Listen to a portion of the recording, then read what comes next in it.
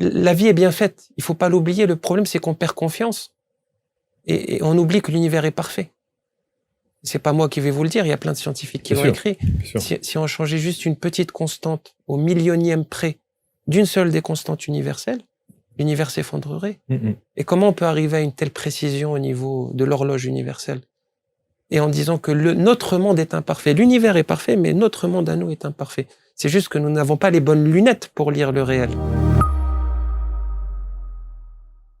Bienvenue, voici une nouvelle rencontre franco-marocaine, si je puis dire. Et une première phrase que j'ai extraite de l'ouvrage de mon invité qui dit ceci. « Depuis que j'ai commencé à enseigner, j'ai constaté que tout le monde souffrait exactement de la même chose, à savoir un mental indomptable, infernal et incessant. C'est la plus grande souffrance de l'humanité aujourd'hui. » Waouh. Et ce mental, on en parle beaucoup, évidemment, et on essaie souvent de faire avec. Et on va faire avec mon invité, parce que je suis très content de le recevoir. Je le suis beaucoup sur les réseaux sociaux, c'est Moundir. Alors, je voudrais pas écorcher ton nom, Moundir. On dit Zniber. Zniber, voilà. Zniber, voilà, c'est parfait. Moundir est là. Bonjour. Bonjour. Merci infiniment d'être là et bravo pour cet ouvrage qui sort chez nos amis de Très Daniel. Ça s'appelle Le Chemin, une ouverture profonde de votre champ de conscience avec Moundir Zniber.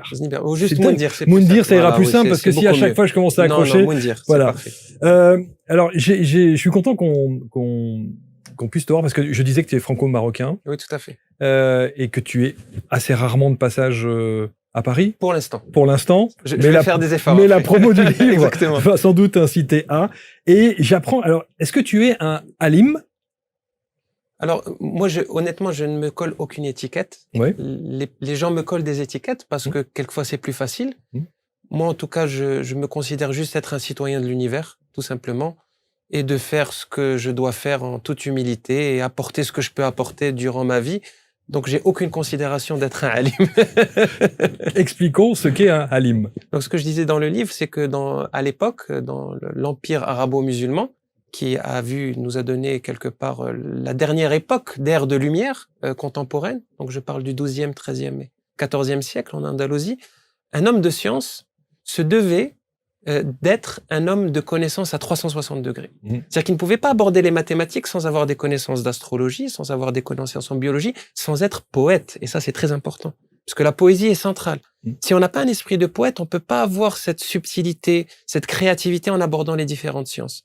Et c'est ce qu'on a perdu aujourd'hui avec une hyper-spécialisation des professions, où on devient spécialiste, hyper-spécialiste, méga-spécialiste de tel domaine, et on oublie tout le reste.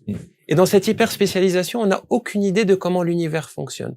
Et donc, on a ce que j'appelle une image étriquée de la réalité. Mais pourtant, et vous êtes un poète. J'adore la poésie. Bon. Et vous aimez les mathématiques. J'aime beaucoup les mathématiques. Et vous aimez la science. J'aime la science. J'aime la musique. Mais j'aime la musique, évidemment. C'est une de vos spécialités. Exactement. Vous aimez les langues.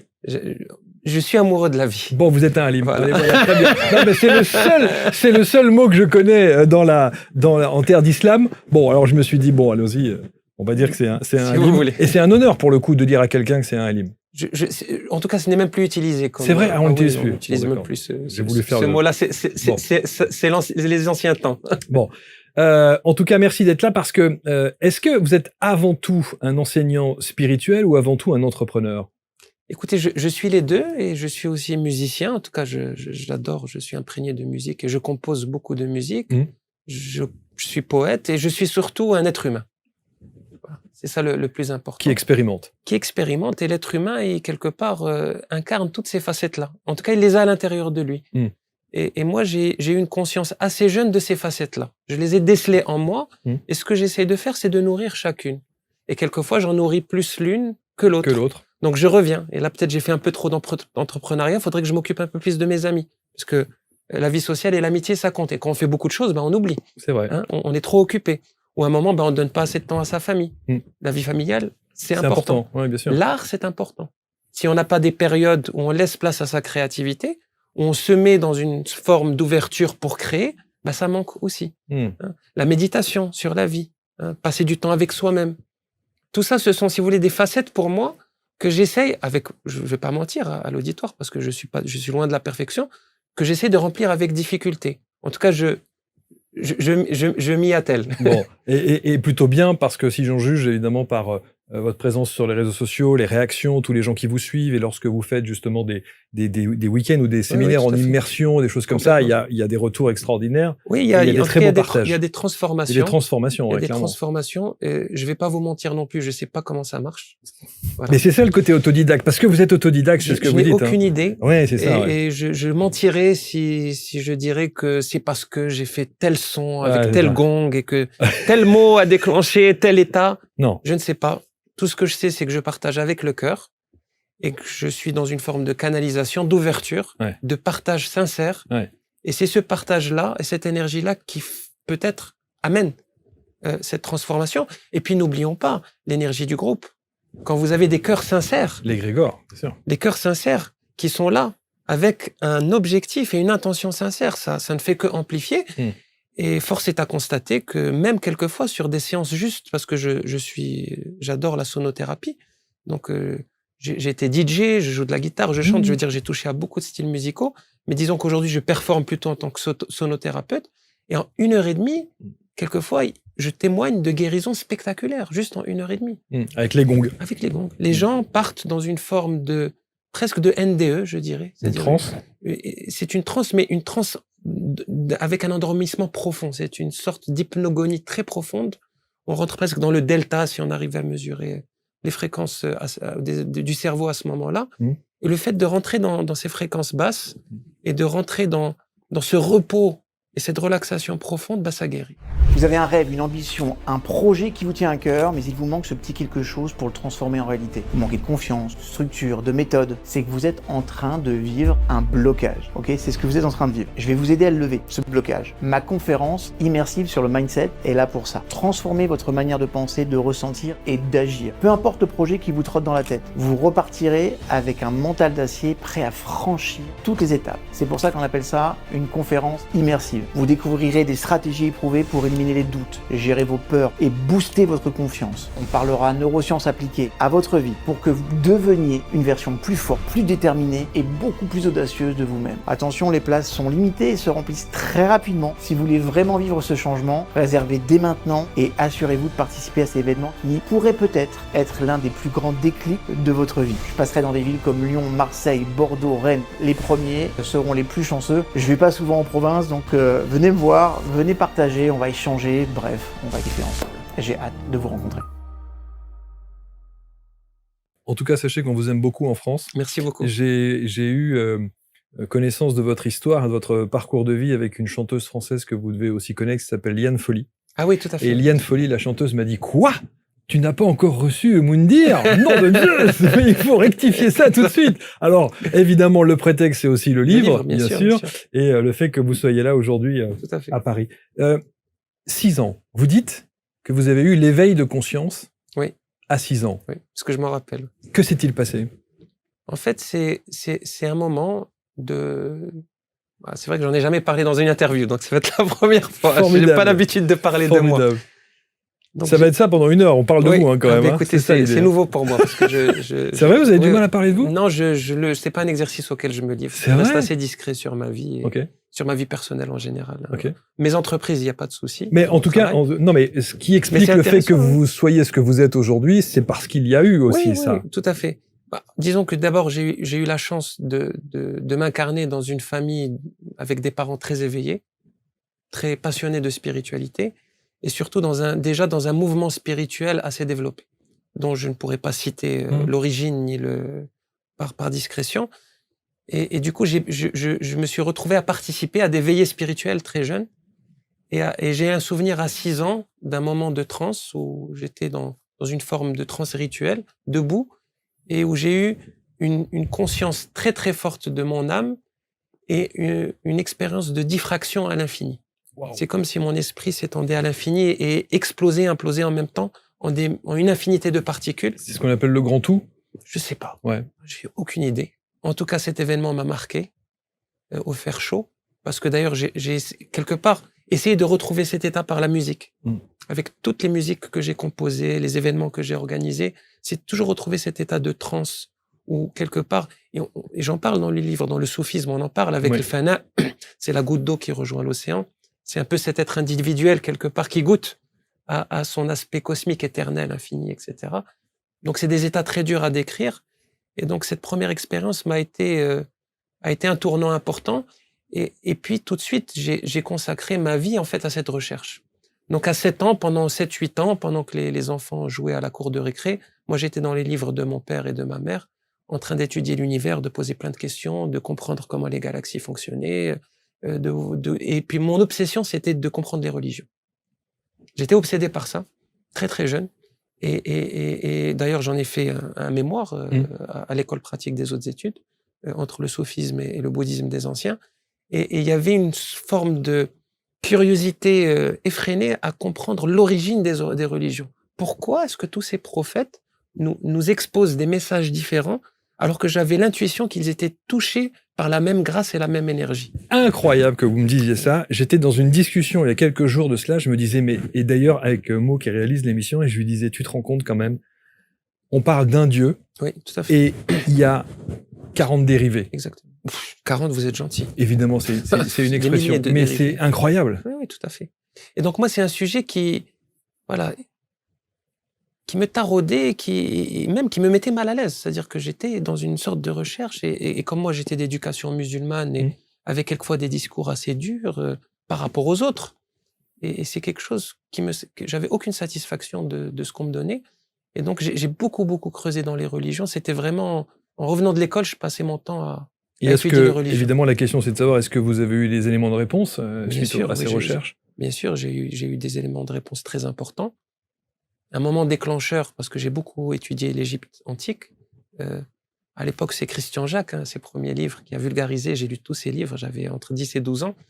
Et puis, j'ai lu des recherches, et je me suis beaucoup intéressé à la religion égyptienne, qui est la grand-mère de toutes les religions, en tout cas moderne. Si on ne va pas en période, on va dire, avant le grand dernier déluge, qui aujourd'hui est expliqué scientifiquement avec la période du Younger Dryas. On sait qu'il y a eu un grand cataclysme il y a exactement 10 600 ans, et après la reconstitution d'un monde que nous étudions à l'école. Et de ce monde-là, la religion égyptienne a influencé toutes les autres religions. Et j'ai eu un déclic quand j'ai compris que Moïse était le fils de Pharaon, et que Moïse avait été éduqué par les plus grands prêtres d'Amon. Donc les prêtres qui avaient les secrets du temple, les plus grands initiés de cette religion-là, qui étaient, on peut imaginer, au niveau rituel, au niveau connaissance, qui avaient accès à des connaissances tout simplement inimaginables. Ben Moïse était leur élu. C'était le fils de Pharaon qui était préparé à devenir un grand prêtre, parce que le Pharaon représentait aussi le divin sur terre. Et j'ai compris à ce moment-là que Moïse a voulu sortir, quelque part, le secret du temple. Il y avait eu une tentative juste avant par Akhenaton, donc le dieu qu'on appelle le dieu soleil, et lui, il l'a réussi, à sa façon. Et donc, quelque part, en fait, cet héritage du monothéisme qu'on a vient d'Égypte antique. Et ça m'a fait beaucoup... Ça a été un premier déclic, de comprendre l'origine. L'origine, l'impulsion première, en fait. D'où vient cette première énergie, cette compréhension de l'univers. Et puis la deuxième, ça a été la finale. Et donc, je peux vous raconter la scène. J'étais à la Bibliothèque nationale de France, la Bibliothèque François Mitterrand. D'ailleurs, j'ai beaucoup œuvré pour avoir cette carte, parce qu'à l'époque, il n'y avait pas Internet. On était en 2001 ou 2000, je crois. Et je voulais accéder à tous ces vieux livres. Je voulais avoir accès à toute cette connaissance. Et la seule façon d'arriver, c'était de rentrer dans les archives de la BNF. Et il fallait être chercheur, donc et j'avais que 20 ans. J'ai réussi à avoir la carte et j'ai passé des mois à étudier à la bibliothèque. Et puis à un moment, donc j'avais une trentaine de livres sur la table, et je trouve un écrit de Ibn Arabi qui nous parle de la symbolique de Allah, donc le alif, le double lam et le ha, l'unité, la dualité, quelque part l'union de ce tout-là, de cette origine-là. Et je tombe en même temps sur une analyse du sigle Om. En fait, avec les mêmes formes, mais juste assemblées différemment. On retrouve le double L, le L et le cercle du Om, et le demi-cercle. Et je rentre dans la symbolique, en fait, de ça, et je trouve exactement la même symbolique. Et à ce moment-là, j'ai eu comme une ouverture de conscience, c'est comme ce que j'enseigne à mes élèves. À ce moment-là, j'ai eu la mienne, une sorte de révélation. Voilà, ça s'est complètement ouvert. Et j'ai compris que tout venait de la même origine. Mais vraiment, dans mes cellules, ça a été... Parce que j'étais, jusqu'à cet âge-là, j'étais toujours tiraillé entre mais d'où vient la vérité. J'étais attiré par Bouddha, j'ai beaucoup étudié le bouddhisme, et je me considère, en tout cas, en partie bouddhiste, parce qu'il m'a beaucoup influencé dans ma façon de traiter le réel. Et je veux dire, les écrits de Bouddha m'ont énormément influencé, mais tous les anciens écrits de l'Inde aussi les textes, beaucoup de pratiques chamaniques, et bien sûr, la terre dont je viens avec l'islam et le soufisme. Et du coup, c'est comme si cette guerre intestine que je vivais à l'intérieur de moi s'était éteinte à ce moment-là, et j'ai eu la certitude que c'était la même voix, la même lumière, la même énergie qui avait touché tout le cœur des prophètes. Wow. Et ça a été comme une libération pour moi. Ça m'a complètement ouvert, parce que je suis passé d'une version limitée de moi-même à quelque part un sentiment d'être illimité, en tout cas à l'intérieur, en reflet de ce qu'est l'univers, parce qu'on l'est tous, c'est pas moi particulièrement, j'ai rien de spécial à part quelqu'un qui chemine. Et là, ça a été un grand changement, et du coup, ça m'a permis après de rentrer à fond dans plein d'autres voies. C'est ce que j'allais dire. Ouais. Qu'est-ce qu'on en fait de ça? Une fois que vous avez ce ressenti-là et cette certitude-là et la réponse à vos questions... C'est même pas une certitude, c'est une évidence. Voilà. Certitude, ça serait pas un bon mot. Okay. Parce qu'il n'y a pas de certitude. Il n'y a aucune certitude. Il y a juste la logique, comme vous l'avez dit au début de l'interview. On peut sentir la logique de l'univers. Il y a ce que j'appellerais les mathématiques divines, les mathématiques du créateur qui nous dépassent complètement. Mais c'est une logique auquel on ne peut pas échapper. Et à partir de ce moment-là, qu'est-ce que vous faites de ça? À partir de ce moment-là, j'ai plus de limites, donc je fais tout ce que je veux. Voilà. En gros, c'est-à-dire que je me suis autorisé à suivre vraiment ce qui résonnait le plus à l'intérieur de moi. Donc je suis allé, j'ai organisé des festivals assez fous de culture alternative. J'avais 20-21 ans, où j'ai réuni des milliers de personnes de plus de 35-40 nationalités pendant 3-4 ans, parce que je voulais montrer qu'on pouvait tous vivre et danser ensemble pieds nus dans la nature, parce qu'on était tous égaux. Ça s'appelait Rhythms of Peace, ça a été mon premier grand projet. Et donc, j'ai organisé 3-4 éditions au Maroc pour l'international. Et à l'époque, c'était très novateur. On était en 2003, 2004, 2005, 2006. Voire novateur, voire un peu même ovni, un peu, quand on a dû se dire « Ouf, qu'est-ce que c'est que cette histoire ?» Avec des arts aussi, des expressions artistiques du monde entier, musicales. J'avais déjà un village healing dans ces festivals, où j'avais le dernier festival 40 guérisseurs qui venaient du monde entier. Et c'était pour juste montrer qu'on pouvait vivre ensemble, être ensemble dans la paix, avec des religions, des cultures du monde entier. C'est quelque chose qui me parlait beaucoup. 2003, vous dites? 2003, 2004, 2005, 2006. J'ai arrêté en 2006. 20 ans après, on y est. Non. Est-ce que vous diriez la même chose? Non. On n'y est pas. Alors, bien sûr, il y a des endroits où ça se passe, temporaire. Mais au niveau mondial, il y a une régression un peu par rapport à, si vous voulez, cette vision-là. En tout cas, moi, je l'ai portée. Après, j'avais l'énergie de la vingtaine. Bien sûr, bien sûr. Il n'y a plus de limites. Et puis, surtout, je me suis autorisé à avoir des maîtres de traditions différentes. Donc, j'ai eu la chance d'avoir des enseignants que j'ai suivis de différents courants religieux, différents courants de pensée qui m'ont beaucoup apporté sur mon chemin. Et puis, comme le chemin, il évolue, et la personne évolue aussi, donc nos besoins sont différents à 20 ans que les besoins qu'on a à 25 ou à 30 ou à 35 ans. Alors, je disais autodidacte, musicien, poète, chanteur, auteur, compositeur. On a parlé de la sonothérapie, évidemment, avec les gongs en particulier. Et si vous allez sur les réseaux sociaux et que vous tapez Moundir, vous aurez... il y a des très très belles photos sur le site internet aussi, il y a des très belles choses. Il y a même eu un album, vous avez fait des albums? Non, alors j'ai sorti des albums d'autres types de musique. Là, oui, c'est vrai, parce que vous aimez l'électro, je crois, et le rock. Hein. J'aime toujours. Ouais, je suis DJ. Ouais, j'adore. En fait, je trouve que la musique électronique, pour utiliser la danse, donc ce que j'appelle la danse-thérapie, en utilisant l'infinité de palettes de sons qu'on a aujourd'hui, c'est juste extraordinaire comme outil. C'est juste l'intention, où est-ce que je le dirige? Si je dirige mon intention vers la guérison, etc., ça donne des résultats extraordinaires. Mais finalement, c'est cette curiosité, cette familiarité avec le son qui me permet de toucher à tout. J'ai pas de souci. C'est-à-dire, dans mes ateliers, je fais goûter à ça. C'est-à-dire, à un moment, je fais danser mes élèves et ils rentrent en transe alors qu'ils ont bu que des jus de fruits. Je veux dire, voilà, ils sont en mode healthy à 100% et il se passe des choses. Et puis, les moments où je chante des chants sacrés et d'autres moments où je tape les gongs à plein régime et les personnes vibrent au sol, à d'autres moments où juste je prends ma guitare et je chante une mélodie. Et en fait, c'est utiliser toutes ces vibrations Et je le disais lors d'une autre interview, mon travail, je vois comme, si vous voulez, c'est comme quelqu'un qui essaie d'ouvrir une noix de coco. Mais en fait, vous pouvez la prendre et la casser et d'essayer de l'ouvrir, vous allez en foutre partout. Et puis la noix de coco, vous n'allez pas pouvoir en profiter correctement. Si vous êtes plus intelligent, vous allez prendre la noix de coco, vous allez taper tout doucement, un peu ici, un peu là, jusqu'à qu'elle s'ouvre. Et c'est un peu le travail que je fais. C'est que j'utilise plusieurs outils pour permettre aux gens juste de s'ouvrir, c'est tout, et de se découvrir. Moi, je dis toujours que je ne suis là que pour vous aider à mieux vous découvrir vous-même. C'est ça mon travail. Je n'ai aucune prétention de n'avoir aucune connaissance particulière, de n'avoir aucun secret. Je suis juste là comme un catalyseur vers la connaissance de soi. C'est ce que je fais. C'est fabuleux parce que vous le dites d'abord avec beaucoup d'humilité.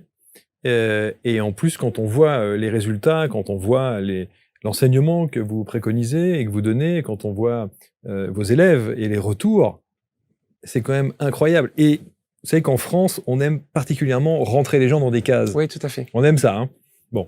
Et moi, le premier d'ailleurs, parce que j'aime bien. Alors, disons que c'est humain. C'est humain. Voilà. Bon. Et vous êtes inclassable. Oui. Vous êtes incasable. C'est difficile, oui, sûrement.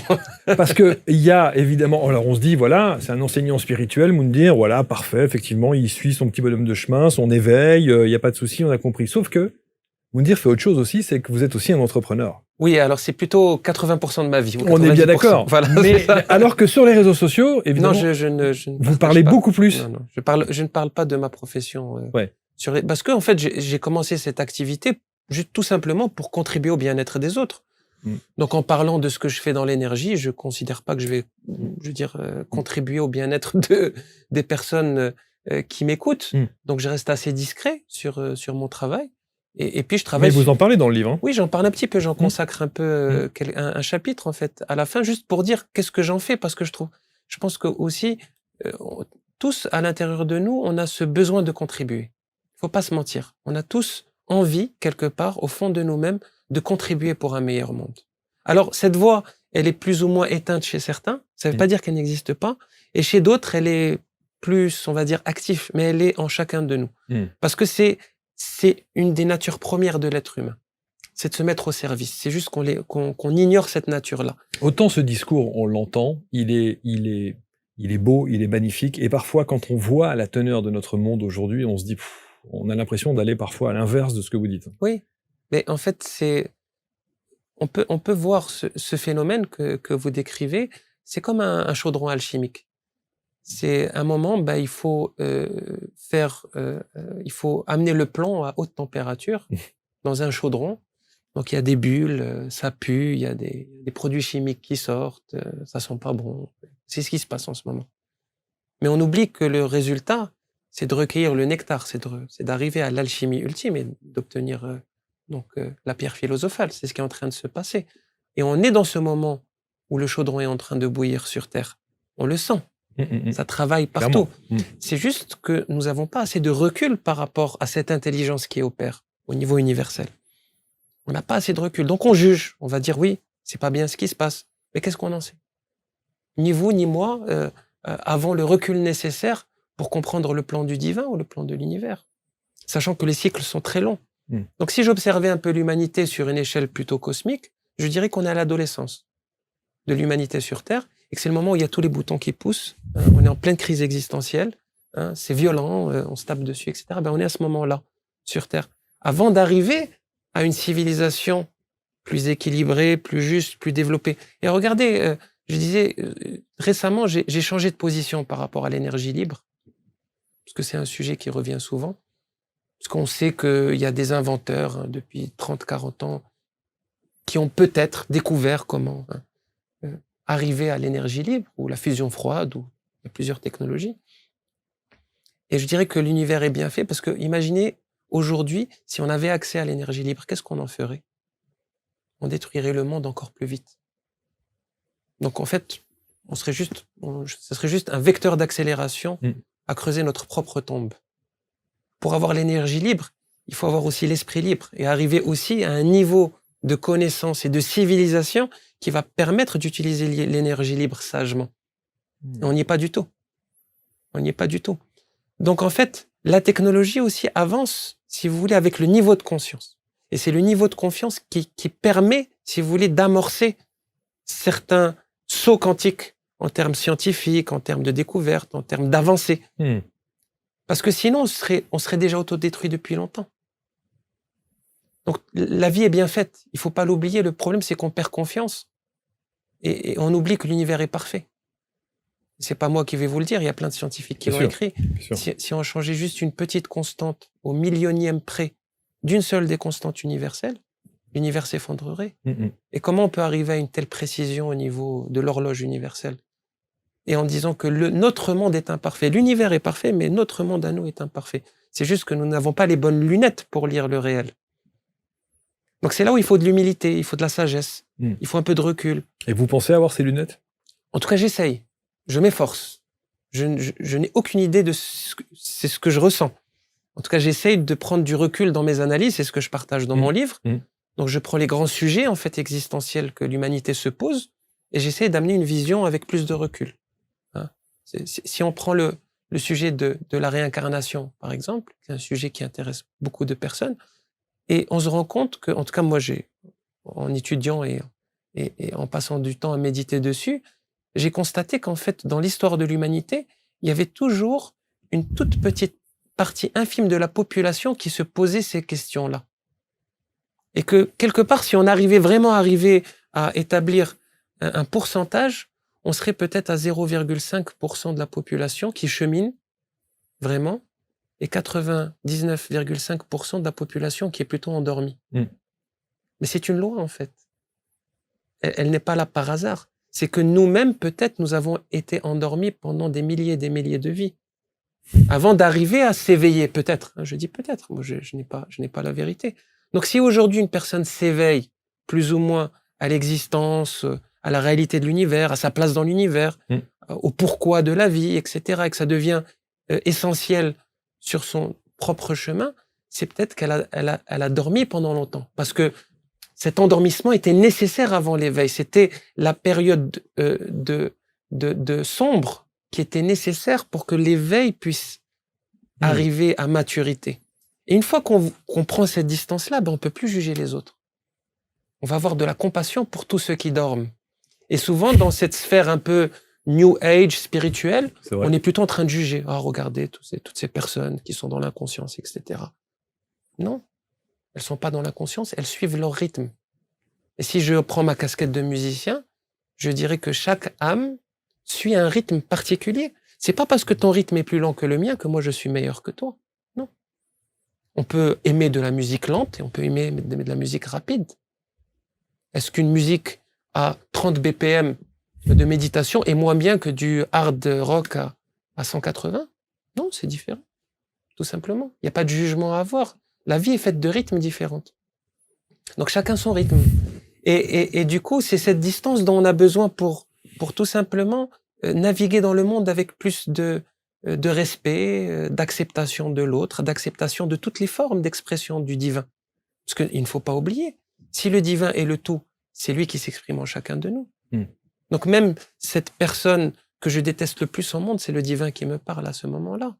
Et là, c'est dur il faut prendre de la distance pour arriver à cette compréhension. C'est intéressant que vous me disiez ça parce que j'ai relevé dans votre livre, vous dites, alors c'est où, c'est sur cette page-là, je crois. Hop, je l'avais relevé ça et je me disais, tiens, il faudra peut-être que je lise ça.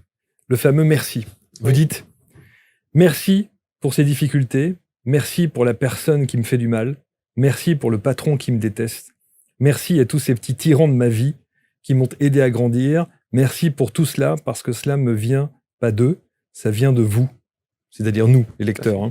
D'abord, c'est vous qui avez décidé de manifester ce monde-là autour de vous dans le seul but de faire évoluer votre conscience. Exactement. Moi, ça s'est manifesté comment? J'ai eu beaucoup de petits tyrans dans ma vie qui m'ont beaucoup titillé, du coup, beaucoup. Ouais. Et puis à un moment, et toujours de façon intuitive et instinctive, c'est pas des choses que j'ai apprises. Je me suis posé et puis j'ai fait la liste de tous ces petits tyrans qui m'avaient vraiment dérangé. Et puis, comme je suis un personnage atypique, donc j'ai constaté que j'ai éveillé quelquefois des passions négatives contre moi, mais vraiment passionné, mais négativement. Et du coup, c'était là aussi pour un travail. Il n'y a rien qui s'exprime par hasard. Puis j'ai fait la liste de tous ces petits tyrans Puis je les ai visualisés, j'ai ritualisé le processus, et je les ai imaginés tous comme des Bouddhas, ou des êtres illuminés, et je me suis mis devant eux, et je me suis prosterné, j'ai embrassé leurs pieds, et j'ai fait ça avec chacun d'entre eux. Waouh. Et intuitivement, j'ai fait ça, et j'ai constaté que ça avait beaucoup de bénéfices après, parce que c'est une forme de guérison qui s'opère. Et puis du coup, on voit plus, si vous voulez, on voit plus ces petits tyrans comme quelque chose de mauvais. On les remercie. Parce qu'on se rend compte que c'est grâce à eux qu'on a évolué. Que s'ils n'étaient pas là, à ce moment-là, à nous titiller, à nous déranger, on serait resté dans une zone de confort peut-être. On n'aurait pas évolué sur certains niveaux de conscience. Et finalement, c'est eux nos premiers enseignants. Avec le recul, maintenant, vous pouvez avoir ce sûr. discours-là. Quand vous êtes face à ces tyrans-là, à l'époque, En fait, comment avez-vous réagi ? J'ai eu ce recul au moment où j'étais tyrannisé. C'est-à-dire, je l'ai compris. Je l'ai compris et j'ai fait ce que mon intuition m'a dit de faire très naturellement. Parce que juste pour compléter, en fait, la plupart de ce que je fais vraiment est intuitif. Que ça soit mes entreprises, mon travail, même mes conférences. Quelquefois, je fais des retraites. J'ai une ligne directrice, bien sûr. J'ai des PowerPoints sur tel sujet. Mais je ne sais pas où elles vont aller. Je me laisse complètement guider, en fait. C'est-à-dire, j'ai jamais fait 2 fois la même chose. Je me connecte aux besoins, en fait, tout simplement. Et souvent, moi-même, je revois mes vidéos, parce que pendant très longtemps, je n'ai publié que les sessions des questions-réponses durant mes workshops, où je n'ai aucune idée des questions qu'on va me poser, comme j'explique au début du livre.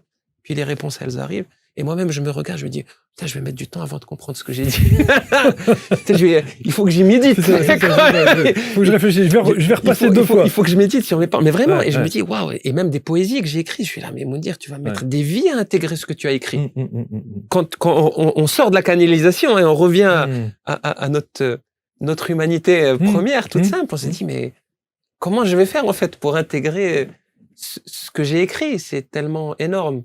Vous avez de la clairaudience? Alors moi, c'est de la claire intuition et de la claire audience. Oui. Plutôt, je dirais. Mais vous le dites avec une petite timidité, un peu de recul, non? Mais non, c'est juste que j'ai toujours une posture de je ne sais pas, donc je suis pas sûr. Et je suis prêt à revoir tout ce que je dis. J'ai pas de souci. J'ai pas de problème avec ça. Je peux me remettre en question à tout moment. Complètement. Mais je pense d'ailleurs que c'est sans doute la base de l'être humain. Et bien sûr, c'est faculté à savoir se remettre en question. Et c'est la beauté aussi. Et c'est la beauté, bien sûr. Parce que être dans une croyance cristallisée, c'est triste. Alors dans le livre, ça s'appelle Le Chemin, c'est aux éditions Guy Trédaniel, une ouverture profonde de votre champ de conscience. Il y a des questions, il y a des réponses, il y a des prières. Oui. Il y a des lectures, évidemment. Et c'est un livre qui peut se lire n'importe où. Alors écoutez, le livre aussi, je vais vous raconter l'histoire du livre, quand même, parce que là, c'est extraordinaire, il faut la partager. Ça fait 2-3 ans que je veux éditer un livre, parce qu'on me le demande. Et comme je connaissais toutes mes casquettes, il faut du temps quand même pour écrire un livre. C'est sûr. Et du coup, j'avais cette croyance limitante en moi, avec cette image d'il faut au moins 1 an, arrêter de travailler, aller à la montagne. En tout cas, il faut du temps. Il faut du temps. Ouais. Et je me dis, mais Moundir, tu n'auras pas le temps maintenant, c'est pas possible. Donc j'ai cherché ce qu'on appelle un ghostwriter. Ouais. J'ai cherché, puis il n'y a rien qui m'a satisfait. Puis à un moment, ça m'a énervé. Je me suis dit, j'ai qu'à l'écrire tout seul, ce livre. Et j'ai commencé à écrire, et je l'ai écrit en 1 mois. C'est-à-dire, à la fin, et je travaillais en même temps. Hein. C'est-à-dire, je terminais mon boulot, à 6 heures, j'étais devant mon ordinateur, peut-être 4, 5, 6 heures d'écriture par jour, et je suis rentré dans une sphère incroyable. De paix, de connaissance. Et ça, vous allez me dire qu'il vous a été canalisé aussi. Alors, bien sûr, c'est parti, attention, parce que ce qui m'a facilité, c'est que je pars quand même de la base de réponses que j'ai déjà données en atelier. Donc déjà, ça facilite un petit peu. Parce que vous dites, toutes les questions qui sont posées dans le livre sont des questions qui ont été formulées. Formulées, et mes réponses, j'ai essayé de rester fidèle à ma réponse orale, mais j'ai étayé un petit peu. Et puis, ce qui est intéressant dans le style d'écriture que j'ai pris, c'est que je reste dans le langage oral. Vous avez beaucoup de lecteurs m'écrivent, on me dit, on a l'impression que tu es avec nous en train de nous parler. Et j'ai voulu garder cette proximité. Et c'est difficile à l'écrit, parce que dès qu'on écrit, on a tendance à rentrer dans une écriture soutenue. C'est vrai. Et du coup, en fait, cette croyance limitante a complètement pété. Et j'ai écrit mon livre, voilà, en 1 mois. 1 mois et 1 semaine. J'avais mon manuscrit. Et en fait, j'avais aucune idée de comment il allait être organisé, etc. L'ordre m'est venu au fur et à mesure.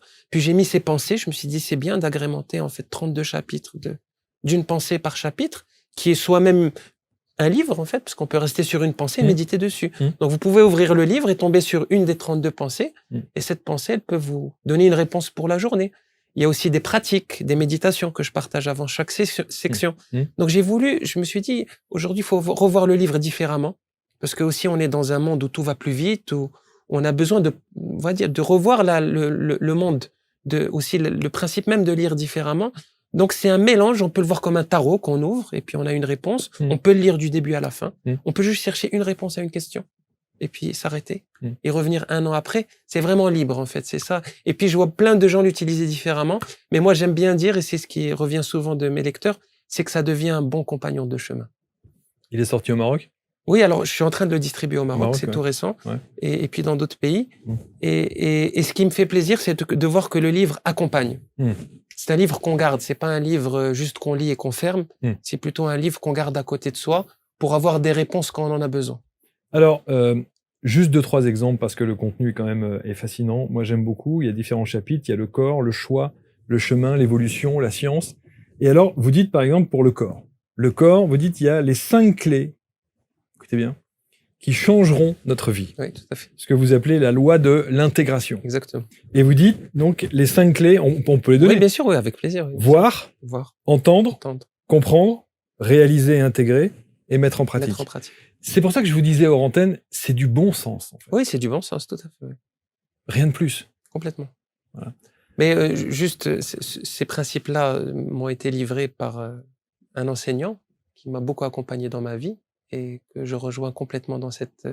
c'est une pensée qu'il a eue, que j'ai reprise, je le dis d'ailleurs dans le livre, et c'est que du bon sens. C'est que du bon sens parce que entendre, le but ultime, c'est de mettre en pratique. Ah, c'est ça.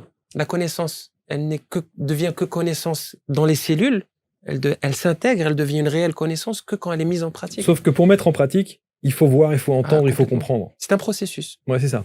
Tout à fait. Voir parce que c'est les yeux d'abord, on capte, on voit une image, ça passe par le monde de l'imaginaire, de l'image. Puis on entend, c'est plus subtil. Entendre, ça rentre à l'intérieur. Hein, c'est différent. Réaliser, il y a le processus alchimique qui s'opère, on commence à réaliser la chose. Hein, on commence à l'accepter. Et ensuite, puis, la mise en pratique. Et puis la mise en pratique, c'est l'ultime but. C'est de mettre en pratique. Ça devient une partie de... En fait, cette vérité devient une partie de vous-même. J'ai beaucoup aimé, moi aussi, le chapitre 2. J'ai vachement aimé quand vous parlez du silence. Oui, le silence et le vide. Le silence et le vide. Et vous dites, il y a le silence et le vide, le pouvoir du silence et du vide, c'est-à-dire autrement dit, faire taire son mental. Bien sûr, entre autres. Voilà.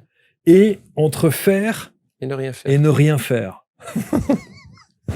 Et vous dites, alors pour le pouvoir du silence, la recherche du vide, c'est la recherche du sage. Oui, c'est la recherche du sage, c'est la recherche du divin. Parce qu'en fait, on est en train de le réaliser en science, hein, que je n'invente rien, que l'univers est plutôt vide, qu'il est fait d'un grand vide, et que peut-être c'est que dans ce vide quantique que les électrons eux-mêmes vont puiser leur message. C'est comme si on était dans une sorte de bouillon cosmique qu'on on voit comme vide, mais peut-être que c'est ce chaudron du divin dans lequel toute la matière évolue et avec laquelle elle est en communication en permanence. Et la matière, peut-être, ne serait que le reflet de cette énergie divine à travers une infinité de filtres dont on n'a pas conscience. Vous savez que ça peut rendre fou, ça. Hein. Ah oui, complètement, bien sûr. C'est très complexe à intégrer. Et cette recherche du vide, c'est la recherche du sage. Tous les sages sont partis rechercher la vérité dans des endroits vides, dans les déserts, dans le silence, dans des caves. Donc la recherche du vide, c'est la recherche du sage. Vous savez, le vide, il rend anxieux les ignorants. Il les terrorise. Le vide, il motive, et c'est une impulsion pour les chercheurs, les scientifiques, parce qu'ils se posent beaucoup de questions. Et puis le vide, surtout, il calme les sages, parce qu'ils s'imprègnent de ce vide-là. Ça devient un apaisement. Là où le vide est une source d'anxiété et d'angoisse pour les personnes qui ne le comprennent pas, il devient une source d'apaisement pour les personnes qui entreprennent ce chemin vers le vide et le silence. Et vous donnez des exemples de pratiques. Vous dites par exemple, pour justement entrer dans ce vide-là, faire ce vide-là, vous dites, on peut passer d'une pensée par seconde à une toutes les 2 secondes, Bien sûr, et puis ensuite une toutes les 3 secondes. tout à fait. Parce que le mental ne s'arrête jamais tant qu'on est vivant. Évidemment. On le sait aujourd'hui. C'est-à-dire que, et c'est ce que le yoga enseigne, c'est juste atténuer, diminuer les fluctuations du mental. Mm. Donc quand il y a une pensée par seconde, on peut plus voir grand-chose. Quand on a une toutes les 2 secondes, ça se calme un petit peu. Puis quand on a une toutes les 10 secondes, ben, on a quand même 9 secondes pour voir autre chose. Ou laisser place au vide. Ou laisser place au Ou vide. laisser place au vide. Mais le vide, en fait, c'est la source de toutes les créativités. Mm. C'est la source de toutes les créations, c'est le vide. Mm. C'est dans ces moments de vide que l'extase arrive, l'inspiration arrive, la grâce, elle arrive et que l'artiste s'exprime. Quand vous dites, toujours dans ce chapitre, entre faire et ne rien faire, est-ce que ne rien faire, c'est déjà faire? Alors, ne rien faire, c'est l'ultime accomplissement de faire. C'est qu'il y a tout un travail à faire pour arriver à ne rien faire. C'est extraordinaire et en même temps, ça rend fou. Ouais. Non, mais c'est extraordinaire. C'est Mais extraordinaire. bon, c'est un peu taoïste, presque. Mais bien sûr, bien sûr, bien sûr, bien sûr. Non, c'est fascinant. Mais puis juste pour revenir à ça, vous avez Ouais. dit au début de l'interview, Ouais. et c'est quelque chose que j'ai constaté quand j'ai commencé à enseigner, que tout le monde souffrait du même symptôme, hein, qui est une pensée infernale, incessante, Ouais, turbulente, le mental, anxieuse. le mental. le mental. Et que ça soit en Afrique, en Europe, n'importe où, tout le monde souffre des mêmes symptômes. Et la médecine moderne n'a pas donné de mots à cela. Alors il y a les maladies psychiatriques, parce que là on rentre vraiment dans on va dire, une maladie aiguë, psychiatrique, avec un désordre chimique dans le cerveau, mais celle qui touche les gens tous les jours un petit peu, on la nomme pas. Alors puis moi j'en ai eu marre, je leur ai dit en atelier, bah tiens, on va appeler ça la mentalgie. Voilà. La mentalgie. Voilà, bah il faut donner un nom. Bien sûr, bien sûr, Pourquoi pas bien lui sûr. donner un Voilà, nom ? la mentalgie. La mentalgie, voilà. Bah, je lui ai dit, vous souffrez tous de mentalgie. Voilà, c'est diagnostiqué. Vous êtes tous, Faut déposer vous êtes ça. tous mentalgiques. Faut déposer. Bah, pourquoi pas. Magnifique. Ben oui, bah, Mais c'est- autant donner un nom. Et c'est vrai, c'est vrai, C'est c'est on vrai. souffre c'est vrai. tous de mentalgie. C'est vrai. Et la mentalgie, en fait, ben, on la guérit d'une certaine façon. Plus on va rentrer dans des activités qui vont développer la mentalgie, ben, plus on va rentrer dans de la mentalgie aiguë.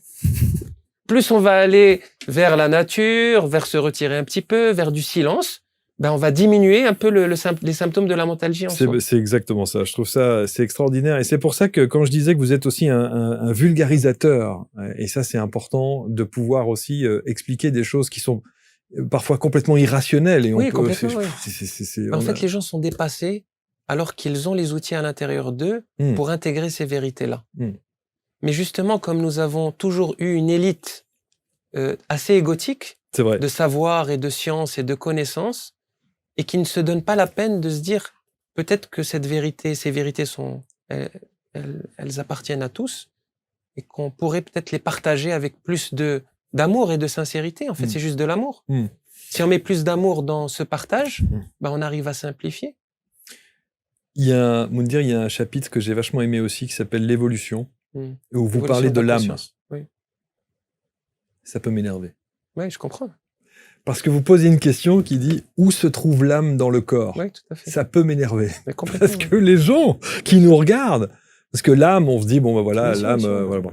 Et vous dites, où se trouve l'âme dans le corps? Les traditions et les grands maîtres spirituels suggèrent que si l'âme devait être localisée quelque part dans le corps, elle serait au centre du cœur, comme un point de jonction entre le monde spirituel et le monde physique, de la taille d'une épingle, et vous Cette donnez épingle. même une unité de mesure, Tout à fait. 10 puissance 33.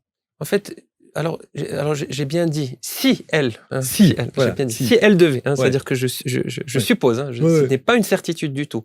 Mais qu'est-ce que je fais en fait, moi, juste pour vous donner mon mode de fonctionnement rationnel et de déduction. Je fais pas les choses à moitié et je ne vais pas trop vite en besogne. Donc ces grandes questions, je me les suis posées très jeune, et ces réponses sont le fruit de dizaines d'années de maturation. Et c'est quoi le processus? C'est déjà, je vérifie dans les différentes traditions. Quand je vois que en Extrême-Orient, hein, on parle dans telle tradition, on a telle vérité, que je retrouve la même chez les Amérindiens, et que je retrouve certains textes dans la Bible ou dans les religions monothéistes, je commence à me dire, tiens, ça commence à faire du sens. Puis je valide avec mon propre canal. C'est-à-dire, je médite sur le sujet, quelquefois pendant des années, et mon intuition me dit, ça a l'air plutôt cohérent. C'est à ce moment-là que je partage. C'est-à-dire que c'est pas juste comme ça, je Ça, sors. vous balancez pas parce que vous êtes Et d'accord. malgré cela, je dis si je. C'est-à-dire que je mets une supposition. Si elle devait être localisée, si elle. Pourquoi? Parce que, regarde, tout simplement, je sais pas si les auditeurs vont me voir.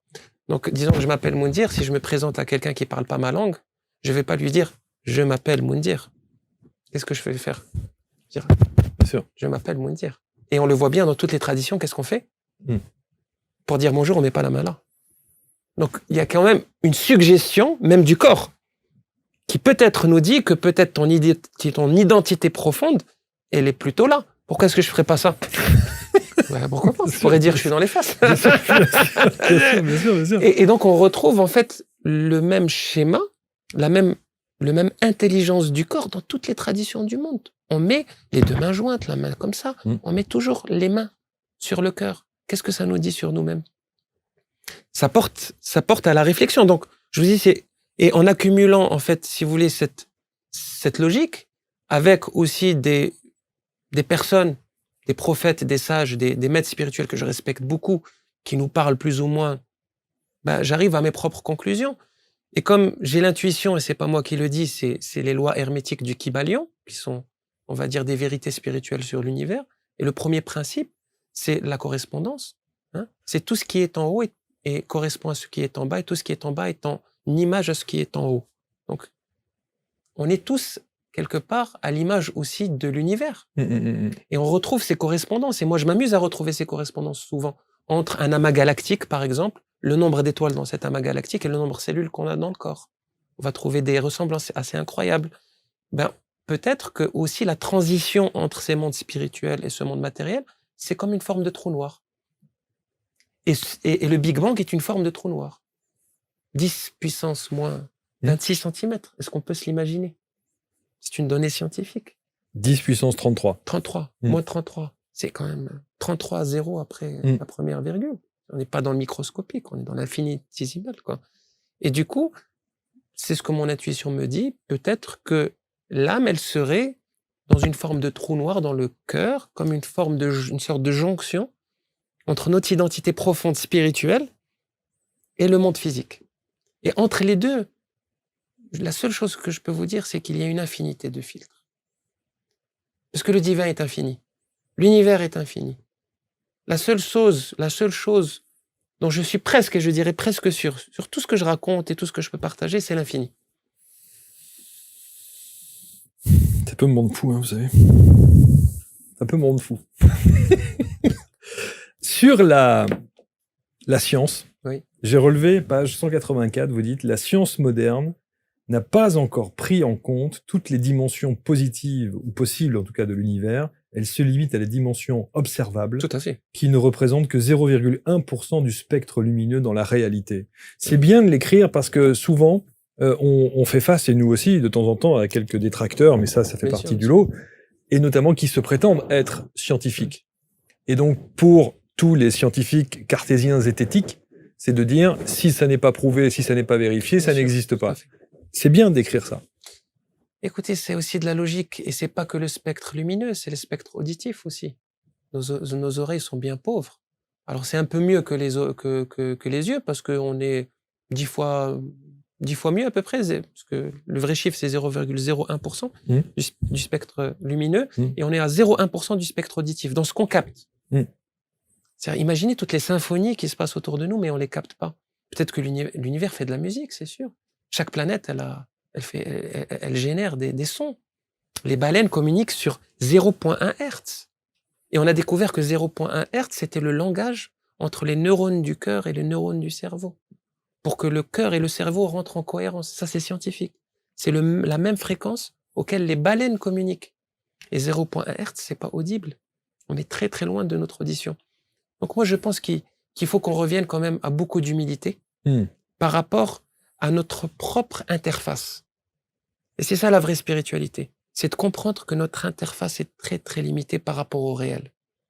Et je trouve malheureusement qu'on a beaucoup de prétentions dans la façon dont on a d'approcher le réel et d'arriver à des certitudes, sachant qu'on ne capte rien. C'est vrai. Et c'est ça qui est triste. Et en fait, on voit que la technologie, elle aurait pu aller, en fait, elle se dirige elle prend la direction qu'on lui donne. Donc là, comme on est dans une civilisation qui a érigé la matière première, dure comme réalité seule et unique, ben, toute la science a suivi. C'est pour ça qu'on a des fusées à propulsion. Sinon, peut-être qu'on serait dans l'antigravité déjà, dans d'autres types d'énergie. Et c'est qu'on a choisi ce chemin-là. Et tous les cerveaux penchent sur ce chemin-là. Mais ça ne veut pas dire qu'il n'y en a pas d'autres. Et sûrement, la seule chose dont je suis sûr, c'est qu'il y en a une infinité. Et on manque aujourd'hui, dans la sphère, on va dire, scientifique, on manque de cette humilité-là. De se dire, OK, j'ai des vérités auxquelles je suis arrivé, mais je dois rester ouvert au fait que ma connaissance par rapport à la réalité de l'univers, elle est insignifiante. On est très très loin, on ne sait même pas qu'est-ce qu'on capte de l'univers. La réalité, c'est qu'on ne sait rien. Voilà. On ne veut pas se l'admettre. En Grèce antique, on l'admettait, et c'était peut-être un peu plus... Ils avaient plus de jugeote que nous. Mais aujourd'hui, on est loin de cette posture-là. Une ouverture profonde de votre champ de conscience, ça s'appelle Le Chemin, aux éditions Très Daniel. Toute l'actualité de Moundir, alors évidemment, il y a les réseaux sociaux, bien sûr. Oui, voilà, je m'efforce à être sur tous les réseaux. Donc, il faut juste taper mon nom, Moundir Zniber, et sinon j'ai un site internet. Ouais, on l'a affiché. Voilà, c'est moundirz.com. Ouais. Et donc, en ce moment même, je fais un gros effort, ça me prend beaucoup de temps, de mettre en ligne mes enseignements pour toutes les personnes qui n'ont pas accès aux retraites, parce que c'est vrai que quand on habite au Canada, ou je sais pas, j'ai beaucoup des gens dans les dom-toms, par exemple, qui m'écrivent. C'est dur pour eux de venir au Maroc, ou en France, juste pour une retraite. Donc là, j'ai classé presque 120 heures d'enseignement oral que j'ai donné dans mes retraites, que je vais mettre en ligne sur mon site internet d'ici 1 ou 2 mois, pour que les gens aient accès à distance aux retraites, aux conférences. Ouais, ça, c'est évidemment passionnant. On n'a pas parlé de vos autres activités qui représentent 80% de votre vie. Vous préférez non, je suis très heureux d'en parler. Donc Gaïa Énergie, entre autres, évidemment, Gaïa Énergie. Comment est-ce qu'on présente? C'est quoi? C'est des projets innovants? Alors, Gaïa Énergie, en fait, j'ai appelé cette société pour faire honneur à l'esprit de la Terre, qu'on appelle Gaïa. Parce que si la Terre avait une identité propre, plusieurs traditions anciennes nous ont chuchoté à l'oreille que peut-être ça serait Gaïa, son prénom. Et on retrouve ça en Grèce antique, en Inde, mais aussi chez les peuples amérindiens, en Amérique du Nord, en Amérique du Sud, Mama Gaïa.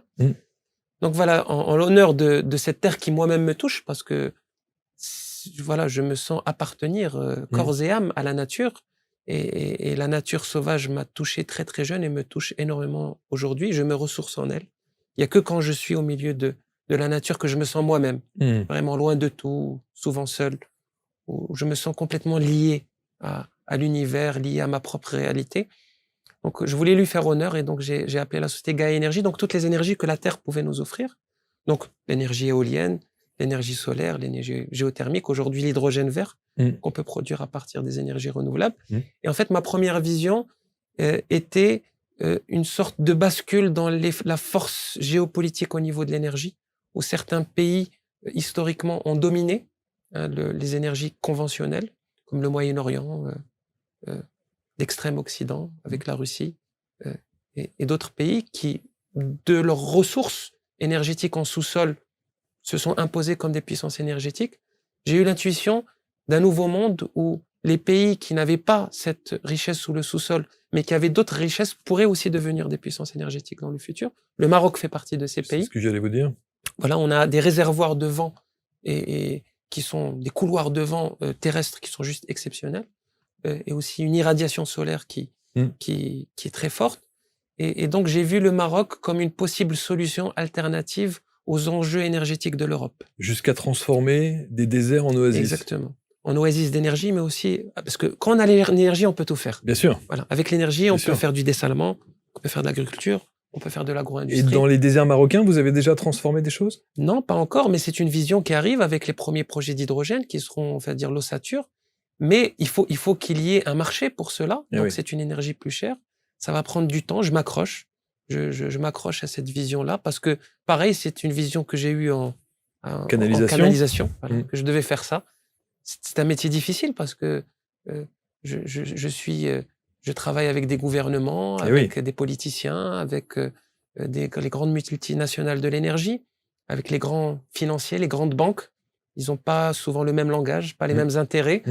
Et pourtant, il y a ce nouveau monde qui se profile et dont on a besoin. Et il faut des êtres qui contribuent, donc j'essaie de me mettre à contribution. Est-ce que votre ouverture profonde de champ de conscience a été un obstacle justement au développement de Gaïa Énergie parce que les collaborations que vous pouviez engager sont tombées sur ce que vous préconisez? Non, au contraire. Non, au contraire. Au contraire, Okay. je peux vous dire que je ne nommerai pas les noms pour ne pas fâcher, mais beaucoup de grands décideurs me suivent. C'est vrai? et me demandent conseil et viennent à mes conférences. Et au contraire, c'est plus un atout. C'est plus un atout parce que on fait confiance plus facilement. Et puis, il y a aussi une sorte de... Mais c'est cohérent. C'est cohérent. Et puis, il y a une sorte de, on va dire, de considération intellectuelle parce que dans le business, on fait plus vraiment appel à la sphère intellectuelle. On est dans la domination, la manipulation, mais on n'a plus cette noblesse intellectuelle qui était peut-être plus présente dans d'autres temps. Et du coup, je dirais que c'est plus une force pour moi. Maintenant, c'est plutôt les enjeux que je défends qui sont compliqués parce que, voilà, c'est-à-dire ce monde que je défends est en opposition, si vous voulez, à cet ancien monde qui sait qu'il va mourir et qu'il doit se renouveler. Et donc, je me présente pas comme un opposant, je me montre pas comme un révolutionnaire, je me montre comme un facilitateur. Donc, je suis là pour faciliter cette transition-là et pas pour m'y opposer. Et pas pour m'opposer, si vous voulez, aux tendances actuelles. Parce que sinon, on fait rien du tout. Quand on arrive avec une casquette antimondialiste, on s'oppose à tout, on n'arrive pas à quelque chose on va dire, de profitable. Il faut aujourd'hui accompagner ces géants de l'industrie, ces géants de l'économie à changer. On n'a pas le choix. On peut pas les tuer. C'est pas réaliste. Bravo. Une dernière question, Moundir. Est-ce que vous êtes bien dans votre époque? Mais écoutez, je pense qu'on est tous bien dans notre époque. Moi et les 8 milliards d'êtres humains qui sont mes compatriotes sur Terre, on est tous là pour une raison. Et on s'est incarné sur Terre. Aujourd'hui, c'est pas par hasard qu'on est 8 milliards. Pourquoi est-ce qu'on aurait été entre 500 et 800 millions pendant près de 5 millénaires presque, et que d'un coup, on se retrouve à 8 milliards en moins d'un siècle? Quand vous regardez la courbe, la population mondiale, elle a varié avec des toutes petites bascules. Et puis d'un coup, la courbe, elle fait hop, et on arrive à 8 milliards. Entre l'avant-première guerre mondiale et aujourd'hui. C'est qu'il est en train de se passer quelque chose de très intéressant sur Terre. C'est pas par hasard, il n'y a pas de hasard. Le hasard n'existe pas. Donc si nous avons tous choisi collectivement de s'incarner ici, c'est qu'il y avait un challenge à relever. Et vivre aujourd'hui, c'est un vrai challenge. Rester pur, équilibré dans un monde déséquilibré et impur, c'est un vrai challenge. Où tout nous pollue en permanence, où on est attaqué de partout par les ondes électromagnétiques, par la nourriture, la pollution des airs, la pollution des eaux, la pollution mentale. Je veux dire, pour rester bien dans sa tête, c'est un challenge. Rien que ça. Déjà, c'est extraordinaire. On relève quelque chose d'extraordinaire. Et du coup, on est tous là pour ça. C'est qu'on a choisi un moment charnier dans l'histoire de la civilisation humaine où il serait peut-être possible d'accélérer son évolution spirituelle. Et ce qu'on peut accomplir en une vie aujourd'hui, on aurait mis peut-être 100 vies au Moyen-Âge pour l'accomplir. C'est pas faux. Et vous contribuez justement à ce cheminement et à ce chemin qui est ici, qu'il faut lire, une ouverture profonde de votre champ de conscience, Moundir Zniber. Voilà. Juste Moundir, c'est mieux. Moundir, voilà, ok, Moundir, allez, super. Voilà. En tout cas, merci de m'avoir invité. Merci, c'était un vrai bonheur de vous recevoir. J'espère qu'on en refera d'autres. Ouais, des discussions. Absolument, des discussions. Voilà. Et puis même, évidemment, il faut revenir plus souvent en France et proposer. En tout cas, je suis là, je suis très touché. J'aimerais terminer parce que je suis très touché par mon public français. À la fin de mes ateliers, je reçois énormément d'amour, de soutien, et je le sens vraiment. Ça me touche énormément. Je reviens à mes racines aussi parce que je fais partie de cette terre aussi. C'est mon histoire. Mon grand-père était breton. Voilà. Vos deux parents sont marocains? Ma mère est française. Votre mère est française. Et mon grand-père du côté maternel D'accord. de Bretagne. Donc je sens un ancrage fort aussi avec la France, une histoire. un vécu. Et puis je sens que ma vie aussi est un pont entre ces deux mondes, entre l'Orient et l'Occident, et je le sens depuis très très jeune. Mm. Mais où est votre cœur? Mon cœur, il est dans l'univers. Non, mais honnêtement. Mais je suis très touché par l'accueil que j'ai en France. Vraiment, je suis même épaté. Mais il y a une très très forte communauté qui vous suit. Voilà, beaucoup, je remplis des salles très facilement. Absolument. Et il y a des transformations. Et il y a une sincérité, vraiment. Il y a une sincérité que je n'attendais pas. Parce que souvent, on a l'image de la France. Vous savez, ils râlent tout le temps, les plus grands râleurs du monde. Alors, juste pour l'anecdote. C'est pas faux. Juste pour l'anecdote, pour terminer, j'ai fait un très bel atelier à Montpellier. On était presque 200. Et puis, j'avais le père d'un ami qui ne connaît rien à ces stages. Il est juste venu pour aider avec sa voiture. Et puis, il voit tout le monde arriver avec la banane, les gens souriants, heureux, qui rentrent. Puis, mais c'est bizarre, on est en France ou quoi?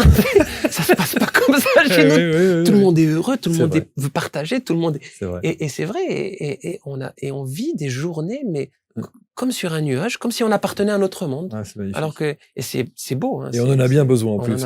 Et juste un truc, les gongs, vous les... Oui, je les amène en France. Vous les transportez en France? Ah ouais. En fait, ça fait partie de mon outillage, hein, que j'utilise avec mes voix, mes textes, mon enseignement. Ça fait partie du voyage multisensoriel que j'offre et que je propose. Ouais, donc c'est à chaque fois quand Mundi se déplace, c'est la caravane. Mais je le fais avec beaucoup de joie. J'imagine. Aux éditions Guy Trédaniel, lisez le chemin. Merci infiniment, Moundir. Merci à vous, merci à tous nos auditeurs. Merci beaucoup. Vous allez commenter, évidemment, j'en conviens, avec beaucoup de bienveillance comme toujours. Et nous, on se retrouve très très vite sur ABC. Avec une nouvelle... Ça me donne envie d'aller au Maroc. Vous pouvez pas vous imaginer. On peut faire une interview au Maroc. Ah, mais j'adorerais qu'on fasse... Mais faire des émissions au Maroc. Mais j'adorerais faire des émissions au Maroc. À très bientôt pour une prochaine rencontre. Salut.